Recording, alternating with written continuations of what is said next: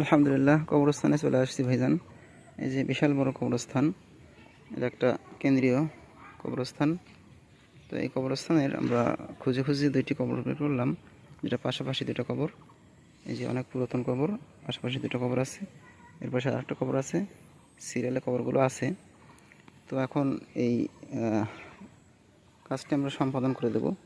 আমরা এই স্থানে এই দুটো পুরাতন কবর হতে হবে, পুরাতন কবরের মাঝবর্তী স্থান, দুটো কবরের মাঝবর্তী স্থানে এই যে গর্ত করা হয়েছে, এই গর্তের মধ্যে সেই আমাদের যেই তদবিরটা, সেই তদবিরটা এই দেখতে পাচ্ছেন কাফনের মধ্যে মোড়ানো আছে।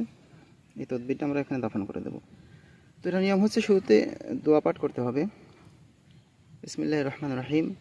কামা মাতা সাহিবু হাদাল কবরি ইয়ামুতু জিনা ওয়া হুব্বাহু মিন কিবালি জিহানুর রহমান সাহিল ওয়া লাম ইয়া আফরোজ লাম।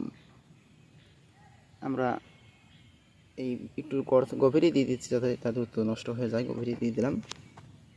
উভয়ের নাম দিয়ে যেভাবে এই কবরস্থানের মাইয়াত মারা যাওয়ার পর তার শারীরিক অঙ্গ প্রত্যঙ্গগুলো নষ্ট হয়ে গিয়েছে, ওইভাবে উভয়ের নাম বলা হয়েছে, জিহানুর রহমান জাহিন এবং লামিয়া আফরোজলাম। অনুরূপভাবে তাদের অন্তর থেকে উভয়ের মহাব্বত যেন নষ্ট হয়ে যায়। এটা খুবই কার্যকরী তদবির। ইনশাল্লাহ আশা করি যে এবার মিস্টেক হবে না, আল্লাহর রহমতে সমাধা হয়ে যাবে এবং উভয়কে ভুলে যাবে।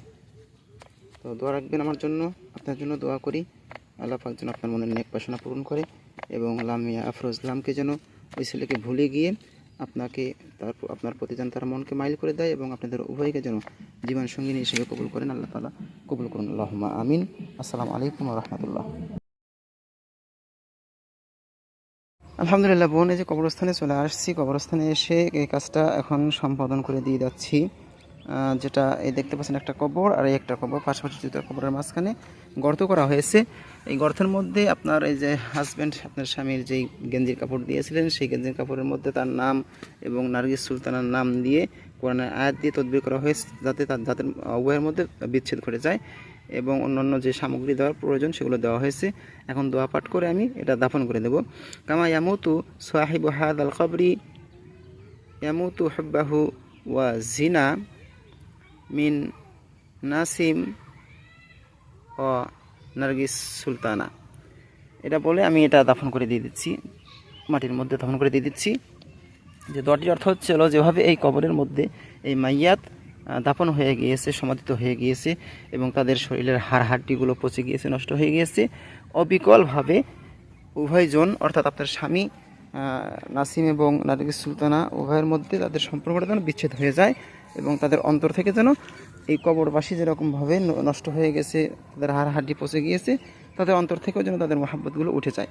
এই দোয়াটা পড়ে কোরআনের আয়াত দিয়ে তদবির করে দেওয়া হলো। ইনশাআল্লাহ আল্লাহ তাআলার কাছে আমি আশাবাদী যে যত দ্রুত সম্ভব আপনার স্বামী তার ওই পিছনের যেই মহিলার সঙ্গে তার সম্পর্ক কিংবা কুমন্ত্রণার কারণে আপনার কাছ থেকে সরে গেছে, ওই মহাব্বতটা দূর হয়ে যাবে এবং আপনার প্রতি মহাব্বত হয়ে যাবে ইনশাআল্লাহ। ভালো থাকবেন, দোয়া রাখবেন। আসসালামু আলাইকুম রহমতুল্লাহ। কবরস্থানে চলে আসছি বোন। আপনার সেই কাজটা যেটা বিগততে করে দেওয়া হয়েছিল, আপনি বলতেছেন যে কোনো ফল আসে নাই, কোনো উপকার হয় নাই।